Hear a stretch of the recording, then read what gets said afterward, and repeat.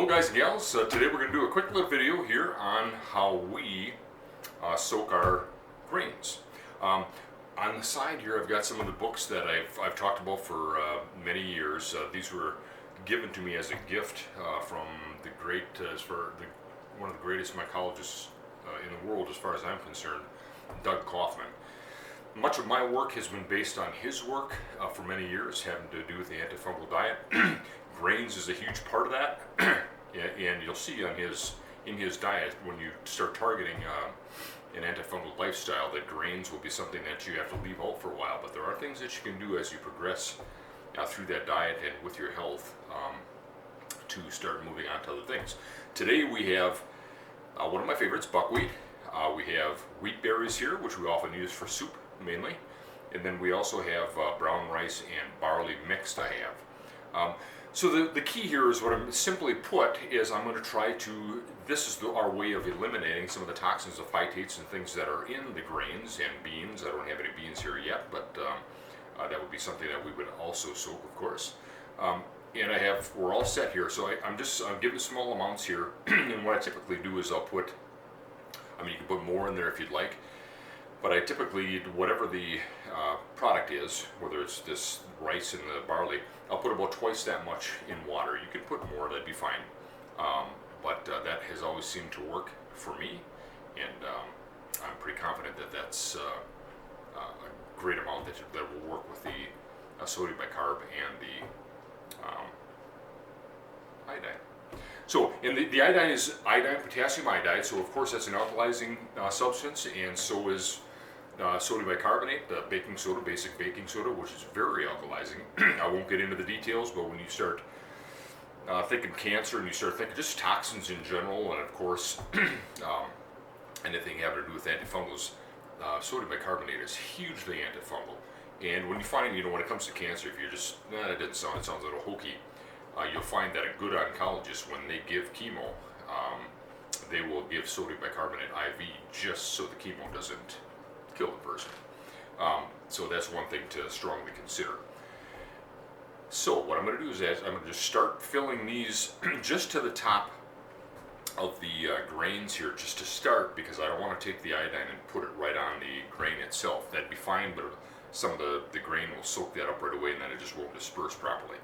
So I'll just start out with filling the, well, this isn't a grain, this is a seed, of course, buckwheat.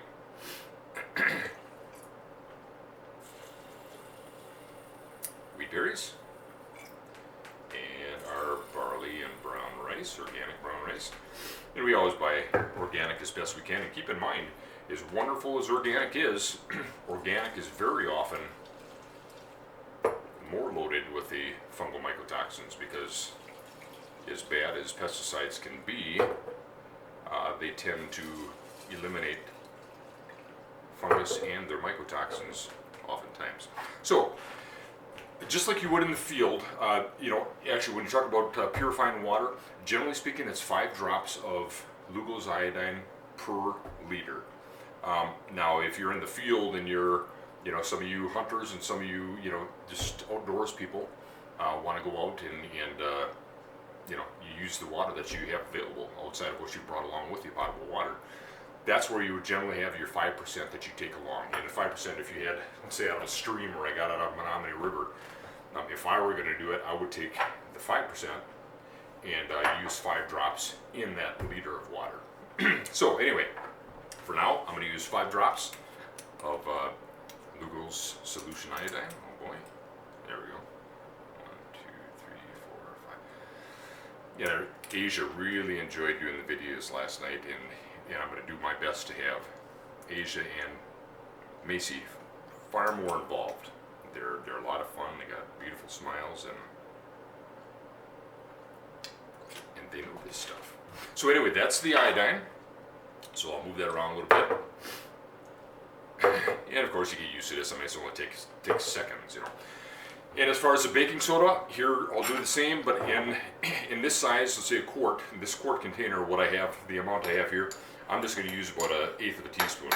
Now, there's not necessarily a rhyme or a reason to it. This has worked for me, just like when I make my own sodium ascorbate. So I'll take vitamin C, and I'll add sodium ascorbate right to it. So if I have 3 grams of ascorbic acid, I'll take approximately 10 to 15% of, roughly 10 to 15% of sodium, and that eliminates any gut distress that you might have from ascorbic acid, which is pretty common. I don't know if I missed one of these, but that's that. So that's your.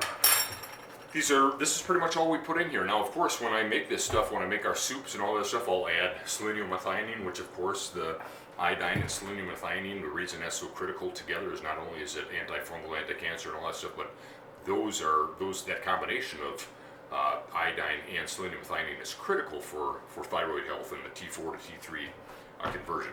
So I'm going to add a little here.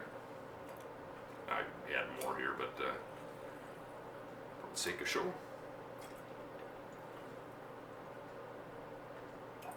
That's it.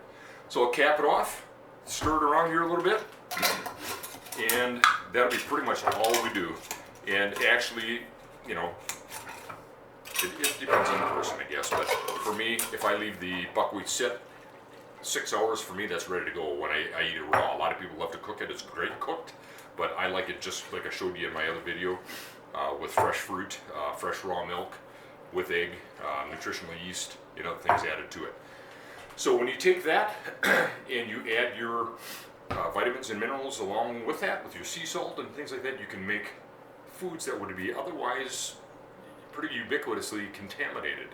When you talk about corn, wheat, rice, and things like that, it's not a matter of do they have mycotoxins. It's you know, how often.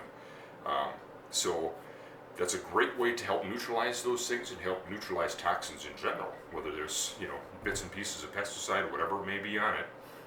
What a terrific way to do it. What a natural way to do it. And for what did this cost? Maybe a penny, 2 pennies, 2 cents, whatever. Is dirt cheap. Just a few pesos, if that. And you're ready to roll. So hopefully that helps somebody. And stay tuned. We're going to have I'm going to have a video real quick on how to get your children, even your little infants, to get that iodine or to get that lipospheric vitamin C that they so desperately need when they're sick. And that would be something I think would be very helpful. And also I'll shortly do a video on niacin, which is critical for mental health. So anyway, hopefully we'll see you soon and talk to you later. If you have any comments, please leave them in the comments below. And if you have any ideas, let me know. I'll do what I can to get them up. Thanks. See ya.